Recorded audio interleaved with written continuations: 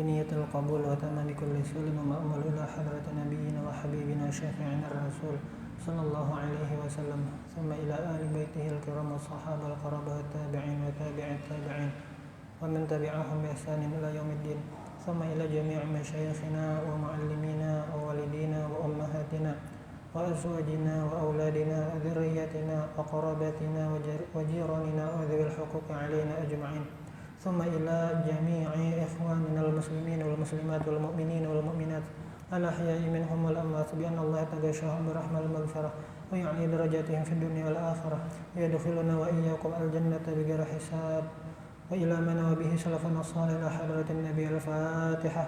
أعوذ بالله من الشيطان الرجيم. بسم الله الرحمن الرحيم. الحمد لله رب العالمين الرحمن الرحيم مالك يوم الدين إياك نعبد وإياك نستعين اهدنا الصراط المستقيم صراط الذين أنعمت عليهم غير المغضوب عليهم ولا الضالين آمين. Baik, sama-sama sebelum kita mujakarah kita niatkan Bismillahirrahmanirrahim. Nawaitu at-ta'alluma wat-ta'lima wal ifadata wal istifadah wal dzikra wat tadhkira lillahi ta'ala. Nawaitu an a'takifa fi hadzal masjid sunnatan lillahi ta'ala. A'udzu billahi minasyaitonir rajim.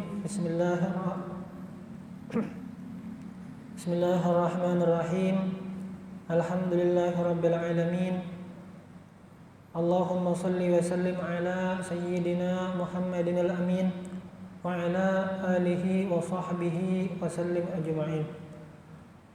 Subhanaka la ilma lana illa ma 'allamtana innaka antal alimul hakim. Wala haula wala quwwata illa billahil aliyyil azim al-azizil alim 'adada kulli harfin kutiba wa yuktabu abadal abidin wa dahrad dahirin. Radiyallahu anni wa ankum wa an jami'il muslimin. Qala al-musannifu rahimahullahu ta'ala wa nafa'na bi'ulumihi fid dharain amin. Abda'u bismillahi warrahmani wa birrahimi daimil ihsani falhamdulillahil qadimil awwali wal akhiril baqi bila tahawuli thumma salatu wassalamu sarmada ala nabiyyi khairi man qad wahada wa alihi wa sahbihi wa man tabi' sabila dinil haqqi ghayra mubtadi'. Tayyib, kemarin kita sudah mujakarah bersama tentang sifat yang ke-8. Insyaallah hari ini kita akan membahas tentang sifat ilmu. Sifat yang wajib bagi Allah, di antaranya urutan yang ke-9 sesuai dengan nazam matan aqidatul awam yang sedang kita bahas mujakarahkan bersama. Yang ke-9 yaitu sifat yang wajib bagi Allah, yaitu al-ilmu, sifat ilmu, maha tahu. Sifat maha tahu ini apabila kita lihat dari segi dalil aklinya, orang yang mengolah sepeda, maka tentu yang mengolah itu tahu seluk-beluk tentang sepeda. Orang yang membidangi tentang ilmu bangunan, arsitektur, ketika dia membuat sebuah bangunan, tentu dia paham betul apa-apa yang diperlukan ketika ingin membangun suatu bangunan tersebut.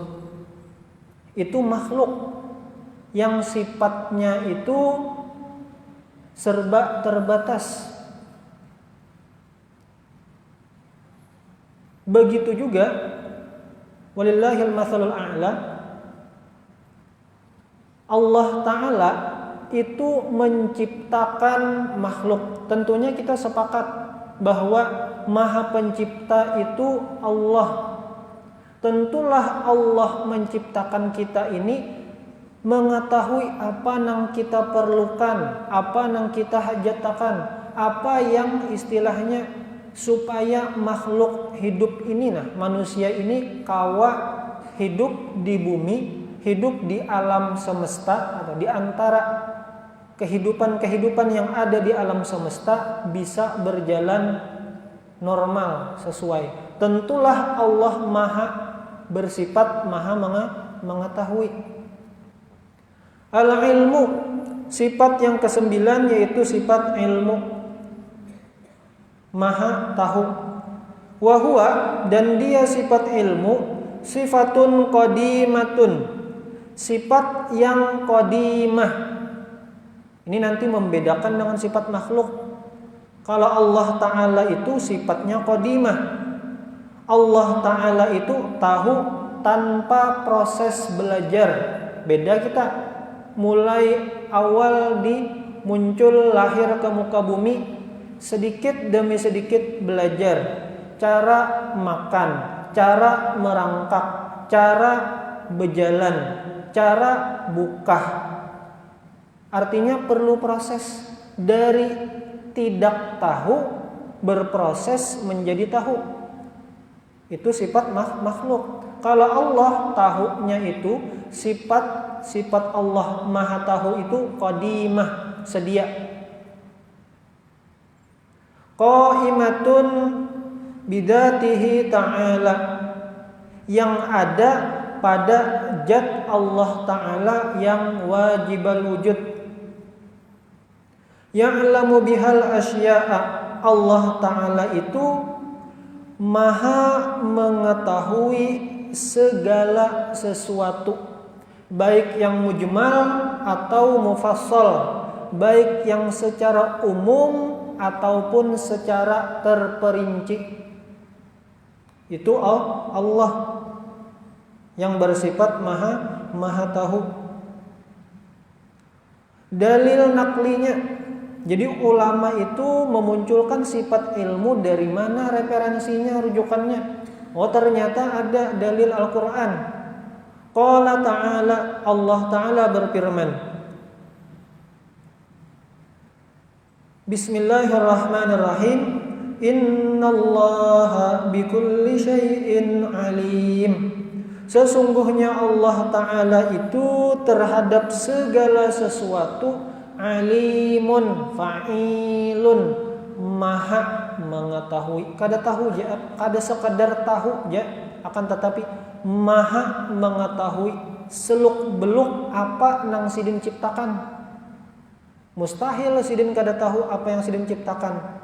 Ketika kita mengatakan bahwa Allah Ta'ala itu jar tahunya nang umum-umum aja, nang gamblang-gamblang aja, nang tafsil bang, kada. Nah, apakah kita membatasi sifat Allah Ta'ala yang maha tahu dengan sesuatu yang tafsil? Tentu tidak. Maka mustahil bagi akal Allah Ta'ala itu tidak mengetahui secara mufassal, secara terperinci.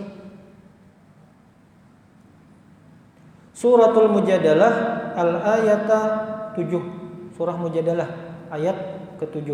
Wa qala ta'ala wa anna allaha qad ahata bikulli syai'in ilma. Dan sesungguhnya Allah qad ahata, sungguh meliputi dengan segala sesuatu. Apa yang meliput itu? Ilmunya. Ilmu Allah Ta'ala itu meliputi segala sesuatu. Hatta ada dalam sebuah referensi kitab yang lain, sesuatu itu termasuk sesuatu yang amat tersembunyi. Contohnya apa? Seperti kaki semut yang hitam berjalan di atas batu hitam di malam yang gelap gulita. Batis samud warna hitam berjalan. Batis samud warna hitam berjalan di atas batu hitam di malam yang gelap. Kalau mata kita mata yang biasa, maka kada terlihat. Suratul Talaq ayat 12. Wa qala ta'ala, dan Allah Ta'ala berfirman, wa 'indahu mafatihul ghaibi la ya'lamuha illallah wa 'indahu mafatihul ghaibi la ya'lamuha illahu wa ya'lamu ma fil barri wal bahri wa ma tasqutu min waraqatin illa ya'lamuha wa la habbatin fi dhulumatil ardi wa la ratbin wa la yabisin illa fi kitabim mubin. Dan di sisi Allah mafatihul ghaibi, kunci-kunci sesuatu yang gaib. La ya'lamuha, tidak ada yang mengetahui itu perbendaharaan yang gaib, illahu, melainkan Allah. Bagi kita gaib, tapi bagi Allah tidak. Wa ya'lamu ma fil barri wal bahri, dan Allah Maha mengetahui apa-apa saja yang terdapat baik itu di daratan maupun di lautan. Wa ma tasqutu min waraqatin illa ya'lamuha, dan tidak ada sesuatu yang jatuh daripada sehelai daun melainkan ya'lamuha, melainkan Allah Ta'ala mengetahui kejadian-kejadian tersebut. Wala habbatin fi dhulumatil ardi, dan Allah Ta'ala itu, dan tidak ada sebutir biji fi dhulumatil ardi, dalam kegelapan yang ada di bumi. Wala ratbin, dan tidak ada sesuatu yang basah. Wala yabisin, sesuatu yang kering. Illa fi kitabim mubin, melainkan sudah tertulis dalam kitab Lauhil Mahfuz, kitab yang nyata. Suratul An'am al-ayata 59. Wa qala ta'ala, wa laqad khalaqnal insana wa na'lamu ma tuwaswisu bihi nafsuh wa nahnu aqrabu ilaihi min hablil warid. Dan sungguh khalaqna, kami telah menciptakan makhluk yang namanya manusia. Wa na'lamu ma tuwaswisu, dan kami mengetahui ma tuwaswisu, apa yang dibisikkan oleh hatinya. Artinya lintasan hati yang kita setiap hari dalam kehidupan sehari-hari. Yang namanya kita hidup, tentunya hati itu setiap saat terkadang bicara terhadap dirinya sendiri. Nah, ada yang dizohirkannya melalui mulut, ada yang cukup hanya terlintas di hati saja. Kalau dizohirkan melalui mulut, itu wantar aja, kita tahu aja, sama pada jelas mendengar. Akan tetapi yang masih terlintas di dalam hati, yang tidak dikeluarkan, dizohirkan, diungkapkan dalam sebuah perkataan, itu masih gaib bagi kita. Nah, Allah Ta'ala baik yang zohir, baik yang batin, yang gaib, itu tahu. Wa nahnu aqrabu ilaihi min hablil warid, dan kami aqrab, itu lebih dekat kepadanya, kepada makhluk manusia, min hablil warid, daripada urat leher. Dekatnya dari segi tasarruf Allah, dari segi kekuasaan Allah.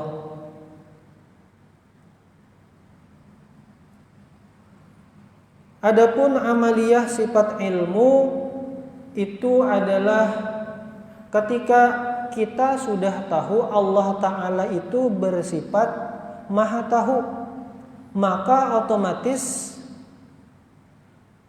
ketika kita sudah tahu, maka apa yang seharusnya kita lakukan, artinya apa yang kita tindak lanjuti setelah mengetahui bahwa Allah Ta'ala itu alim. Maka dalam sifat 20 karya Habib Utsman Betawi, seyogianya amalan ketika belajar sifat ilmu hendaklah kita belajar. Kenapa belajar? Karena asalnya ada takutan. Lalu takutan. Kenapa jadi takutan? Pas belajar, Bang. Among kada belajar, kada takutan. Takut maksiat karena takut maksiat. Jadi takutan maksiat. Kenapa? Karena Allah Maha tahu dari apa gawian-gawian kita nang kada layak. Jadi amalannya adalah takut menggawi maksiat. Itu amaliyah ketika kita belajar sifat ilmu. Adapun di antara kita rancak aja mendengar kata maksiat, apabila menggawi maksiat berdosa, kayak tuai sudah pahaman kita nih. Ternyata maksiat itu tidak terbatas efeknya itu, dampaknya itu hanya kepada manusia. Cukup dikatakan bahwa berdosa sudah hai. Oh, ternyata ada dalam kitab Ad-Da' wad-Dawa menjelaskan di antara pengaruh-pengaruh negatif maksiat yang dilakukan oleh manusia. Nang wantar kita kan biasanya, apalagi misalnya medsos nih lah, Dhaharal fasadu fil ardi bima kasabat aydin nas. Itu kan wantar aja. Nampak kerusakan di muka bumi ini sebab tangan manusia juga. Itu selain daripada kita tahu pada maksiat itu berdosa. Jadi dalam kitab Ad-Da' wad-Dawa yang dikarang oleh Ibnu Qayyim, Atharul Ma'asi Al-Qabihah. Jadi ada dampak-dampak, pengaruh-pengaruh negatif perbuatan maksiat yang kita tahu nih berdosa dah. Ada juga nampak kerusakan di muka bumi, kurang juga asarnya, artinya tetapi pengaruh juga. Walil ma'asi minal atharil qabihatil madmumati, dan maksiat-maksiat itu punya atharul qabihatil madmumah, dampak yang negatif dan tercela. Al-mudirrati bil qalbi wal badani fid dunya wal akhirah, yang mana dampaknya itu berpengaruh kepada pertama hati, yang kedua wal badani, oh ternyata badan pun terpengaruh oleh sebab menggawi dosa. Yang ketiga, jadi hati dan badan. Singkatnya, ketika orang melakukan dosa itu dampaknya dua. Akibat yang pacangan kita dapatkan.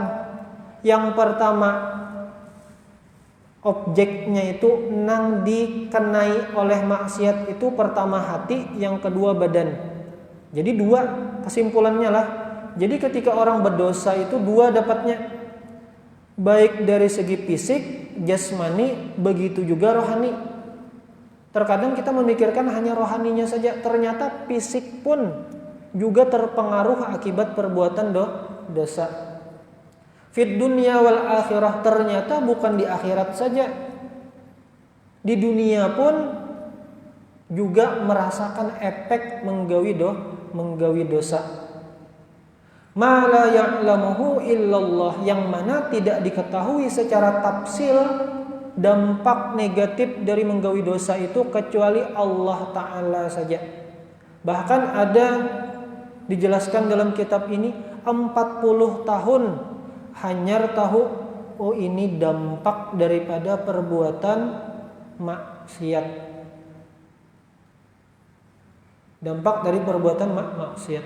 Faminha, di antara dampak perbuatan maksiat yang pertama, hirmanul ilmi. Nah, ini tertuju kepada talibul ilm dan yang berkecimpung dalam ilmu agama. Tertolak daripada mendapatkan ilmu yang manfaat. Misal ada majelis taklim, tangkoler, kenapa lah pinang mengoler jangan tolak ke majelis taklim. Itu perlu kita selidiki. Barangkali ada nang tak salah. Rajin aja juga ke majelis taklim, tapi tangkoler hendak mengamalkan. Itu barangkali ada yang perlu kita selidiki di mana salahnya. Hirmanul ilm. Fa innal ilma nurun yaqdhifuhu Allahu fil qalbi. Karena sesungguhnya ilmu itu cahaya yang Allah letakkan di hati hamba-hambanya. Wal ma'siyatu tutfi'u dzalikan nur. Sedangkan maksiat, perbuatan maksiat itu memadamkan cahaya tersebut. Ini cocoknya gasan orang yang ketujuh menuntut ilmu. Tapi alhamdulillah di Kota Palangkaraya mulai kita sama-sama menghidupkan majelis ilmu. Di antara hendak mendapatkan ilmu, yaitu tadi meminimalisir sakawa-kawanya, semampu-mampunya. Amun banyak bagus, kalau bisa seperti itu. Tapi ya masing-masing kita lah berdoa kepada Allah semoga mudah untuk menghilangkan dari kebiasaan-kebiasaan yang mana kebiasaan tersebut meolah Allah Ta'ala kada ketujuh Rasulullah cemberut. Walamma jalasa al-Imam Syafi'i baina yaday Malikin wa qara'a alaihi a'jabahu ma ra'a min wufuri fatanatih. Manakala Imam Syafi'i belajar kepada Imam Malik dan membaca hadis di depan Imam Malik, a'jabahu ma ra'a min wufuri fatanatih. Imam Malik takjub, kagum terhadap kepintaran Imam Syafi'i wa tawaqqudi dakaihi, dan kecerdasan Imam Syafi'i, wa kamali fahmi, dan pemahaman yang luar biasa. Faqala inni arallaha qad alqa ala qalbika nuran fala tudfi'hu bi dhulmatil ma'siyah. Sesungguhnya aku melihat Allah Ta'ala meletakkan cahaya di dalam hatimu, kata Imam Malik kepada Imam Syafi'i. Fala tudfi'hu bi dhulmatil ma'siyah, maka jangan engkau padamkan dengan maksiat yang sifatnya itu gelap. Wa qala Syafi'i rahimahullahu ta'ala, syaqautu ila waqi'in su'a hifdhi fa arsyadani ila tarkil ma'asi wa qala i'lam bi anna al-ilma fadlun wa fadlullahi la yu'tahu 'asi. Aku pernah mengadu kepada guruku yang bernama Waqi', su'a hifdhi, terkait hafalanku nang jelek, lambat. Farsyadani ila tarkil ma'asi, maka sidin menunjukkan satu cara kepadaku, ila tarkil ma'asi, jangan menggawi maksiat. Wa qala i'lam bi anna al-ilma fadlun, dan Asy-Syaikh Waqi' berkata, i'lam bi anna al-ilma fadlun, sesungguhnya ilmu itu karunia Allah, dan karunia Allah itu tidak diberikan kepada orang yang katujuh kada ma'asi. Wa minha, nah itu tadi gasan talibul ilm. Pokoknya kakak nuntut ilmu jar, jadi kada kena aku. Nah sekarang pang wa minha, di antara asarul ma'asil qabihah, dampak negatif berbuat maksiat, hirmanur rizki, nah tertegah daripada mendapatkan rezeki. Rezeki ini macam-macam rezeki berduit, rezeki sehat, rezeki anak soleh, rezeki kawa mengamalkan ilmu, termasuk rezeki. Wa fil musnadi innal 'abda la yuhrama rizqa bidzambi yusibuhu. Sesungguhnya seorang hamba itu la yuhrama rizqa, ditegah rezekinya bidzambi yusibuhu, sebab dosa nang inya gawi. Waqad taqaddam, dan sungguh sudah ada keterangan sebelumnya. Wa kama anna taqwallahi mujlibatun lirizqi, sebagaimana takwa kepada Allah berusaha belajar menggawi apa yang disuruh dan berusaha belajar meninggalkan apa yang dilarang, itu menarik rezeki. Oh, jadi ternyata perbuatan taat itu menarik rezeki. Fatarkut taqwa mujlibatun lil faqri, maka bersifat atau tidak bertakwa itu menarik sifat fakir dan papa. Famastujliba rizqun bimithli tarkil ma'asi, maka alangkah tidak ada yang dapat menarik rezeki seumpama daripada meninggalkan maksiat. Jadi simpelnya, amun kita hendak hidup banyak rezekian, maka kita minimalisir menggawi sesuatu yang kada dikatujui Allah. Ini sama-sama lah yang namanya menghindari maksiat itu, maksiat macam-macam, dan masing-masing manusia itu cobaannya masing-masing. Ada maksiat yang alih dihindarinya maksiat mata, ada maksiat yang alih dihindarinya maksiat telinga, ada maksiat yang alih dihindarinya maksiat muntung, ada maksiat yang alih dihindarinya maksiat hati, ada maksiat yang alih dihindari maksiat tangan atau maksiat kaki. Itu dibahas lengkap dalam kitab Ihya Ulumuddin.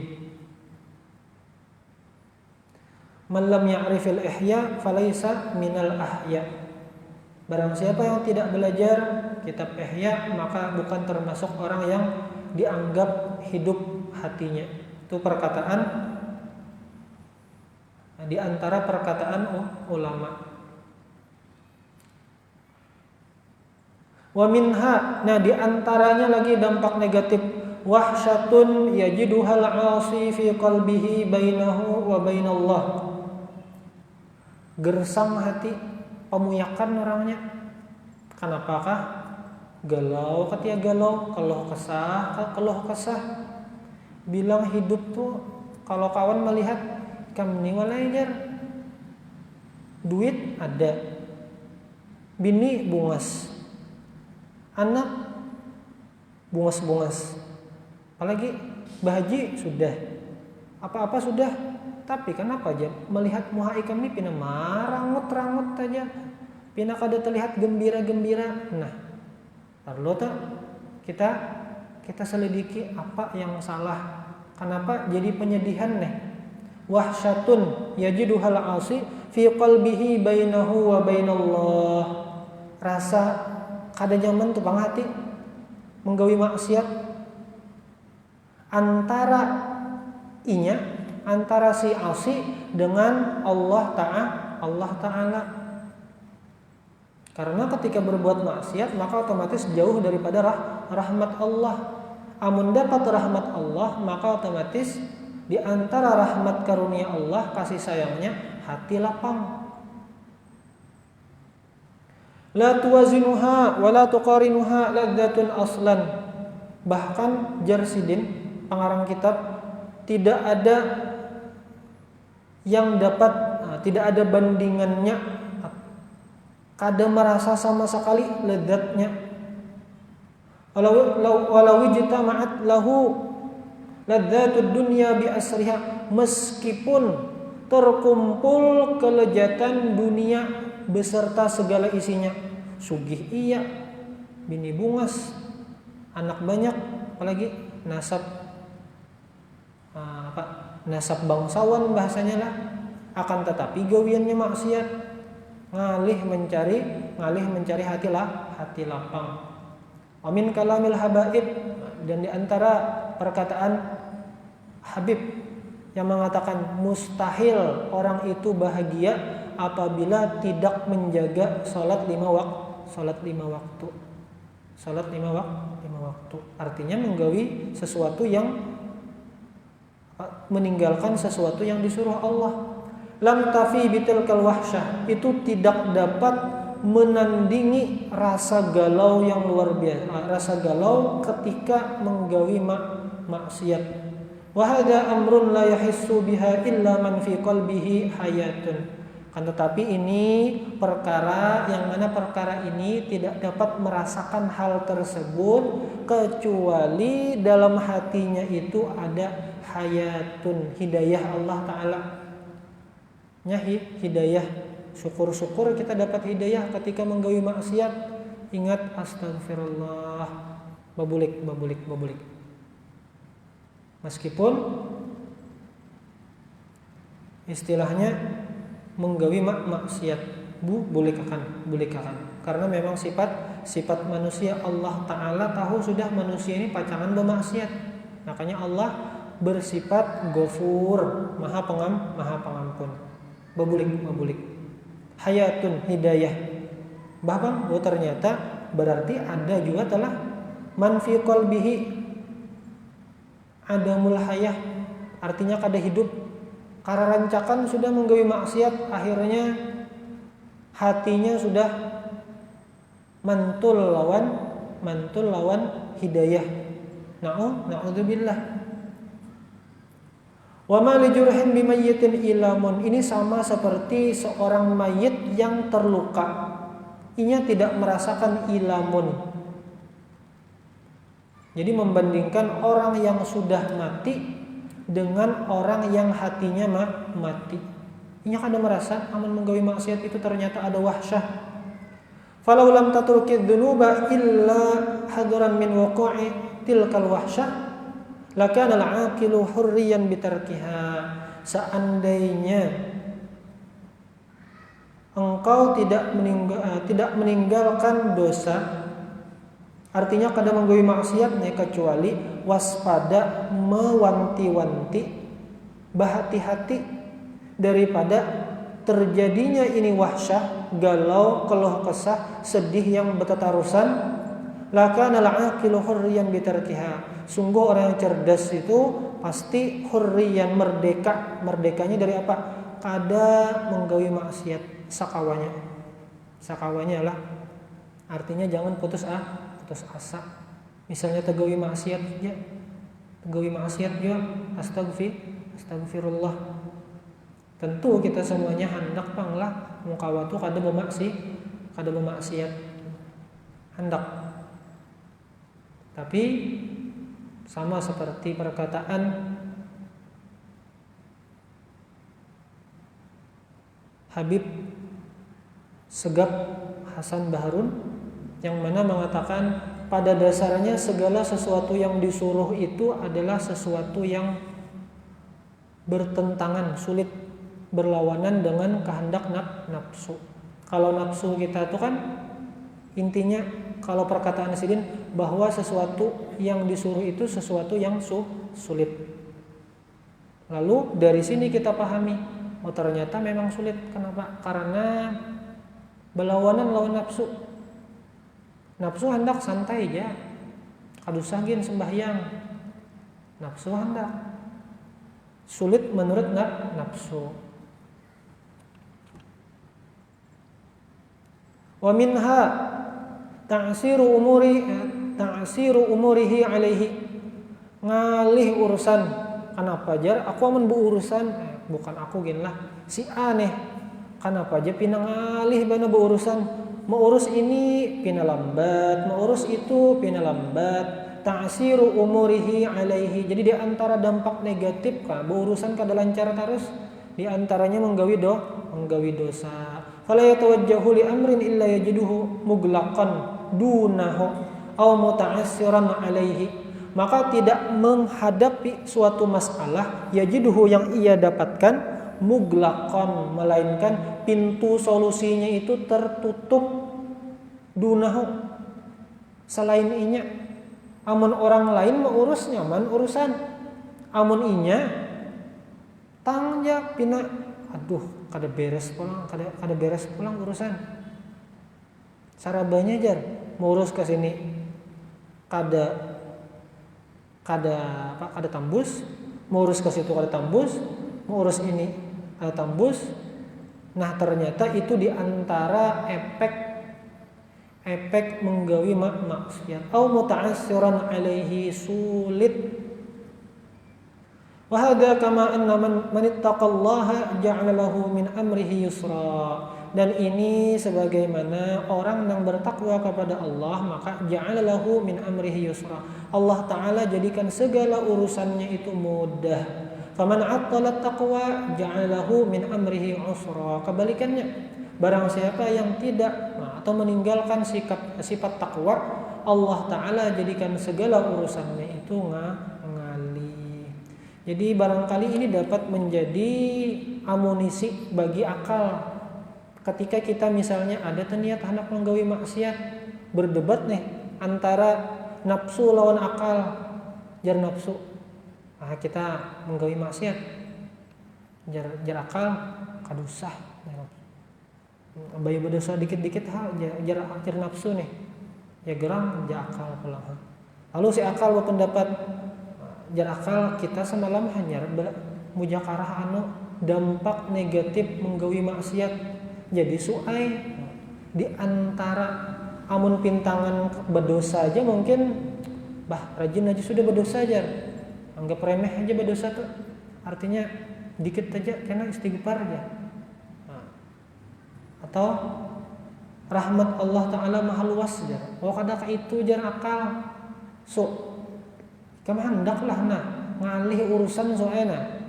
Amun kita menggawi maksiat urusan ngalih, ada urusan akhirat aja, urusan dunia ngalih, urusan akhirat ngalih. Sama istilahnya lah, nafsu itu ketika diuji dengan segala sesuatu tahan, kecuali dilapari akhirnya kalahnya pas dilapari. Orang itu misalnya teguh, senjata apa aja dianuakan ke awaknya teguh, tapi pas dilapari loyo jo Nah sama, wahai nafsu, urusan kita pacangan ngalih ketika kita menggawi maksiat. Wahai nafsu, karena apa nang kita gawi ini kada ada berkahnya. Wahai nafsu, ikamakunlah galau belawasan. Jadi nih nafsu nih katutuyukan kena diserang oleh akal, ya barangnya sedikit kawa meminimalisir supaya nafsu kada tapi behimat membawai kepada hal-hal yang maksiat. Itu diantara faidahnya lah. Kenapa? Karena terkadang kita nih misalnya tahu berdosa aja, kena istighfar kita, berdoa minta ampun, tapi pas dipadahkan kentahulahnya dalam kitab ini menjelaskan di antara dampak di antara akibat menggawi dosa itu urusan ngalih, hati galau, hati keluh kesah. Namun pintangan ke berpengaruh ke awak sudah nih berpikiran, berpengaruh ke awak. Artinya kada sekadar berdosa aja langsung merasakan bahwa dasar bujurlah jan. Urusan pinangalih benar pas sudah menggawi maksiat. Maka barangkali itu dapat menjadi amunisi ketika terjadi perang batin di hati kita antara nafsu dengan akal. Setidaknya itu bentuk ikhtiar kita untuk meminimalisir maksiat ada, tapi kawa diminimalisir, dan berdoa mudah-mudahan maksiatnya itu semakin hari semakin berkurang. Syukur-syukur misalnya Allah Ta'ala mudahkan untuk menghilangkan maksiat dari diri kita. Tapi tentu itu perlu proses. Mudah-mudahan sama-sama kita kawa mengurangi gawian-gawian maksiat dengan berkah belajar, berkah membaca kitab-kitab orang-orang soleh. Allah Subhanahu wa ta'ala a'lam. Masya Allah, la hawla wa la quwata illa billahil aliyyil azim. Ulun minta maaf, minta halal, minta ridha apabila apa yang ulun sampaikan baik itu disengaja ataupun tidak. Mohon maaf dunia akhirat. Dan semoga apa yang kita baca hari ini meskipun terlihat sulit dan memang sulit, mudah-mudahan dimudahkan oleh Allah Ta'ala kawa meminimalisir barang atau omong kawa habis. Tapi paling kadang mudah-mudahan ada pengaruhnya. Ketika kita mengetahui dampak negatifnya, maka otomatis kita berupaya supaya tentunya nafsu kan kada hendak mendapatkan sesuatu yang kada menyamani di awak. Wa ila ma nawabihi salafun salih ila hadratin nabi al-fatihah. A'udzu billahi minasyaitonir rajim. Bismillahirrahmanirrahim. Alhamdulillahirabbil alamin. Ar-Rahmanir-Rahim Maliki yaumiddin. Iyyaka na'budu wa iyyaka nasta'in. Ihdinas siratal mustaqim. Siratal ladzina an'amta 'alaihim ghairil maghdubi 'alaihim waladdallin. Amin. Amin amin rabbal alamin. Bismillahirrahmanirrahim.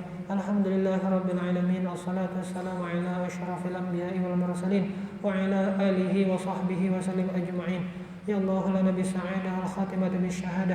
Ighfir Allahumma lana wa li walidina wa liman syayikhina wa li muallimina wa liman ahabba wa hasana ilayna wa liman awsana bid-du'a. Allahumma bi jahi nabiyyika sayyidina Muhammadin sallallahu alaihi wasallam nas'aluka at-taubah wal maghfirah wat tawfiq wal hidayah wal istiqamah wa husnal khatimah. Rabbana taqabbal minna innaka antas samiul alim wa tub alaina innaka antat tawwabur rahim. Wa sallallahu ala sayyidina Muhammadin wa ala alihi wa sahbihi wasallam. Subhana rabbika rabbil izzati amma yasifun wa salamun alal mursalin walhamdulillahi rabbil alamin. Subhanakallah wa bihamdika asyhadu an la ilaha illa anta astaghfiruka wa atubu ilaik. Wa sallallahu ala sayyidina Muhammadin wa ala alihi wa sahbihi wasallam. Assalamualaikum warahmatullahi wabarakatuh.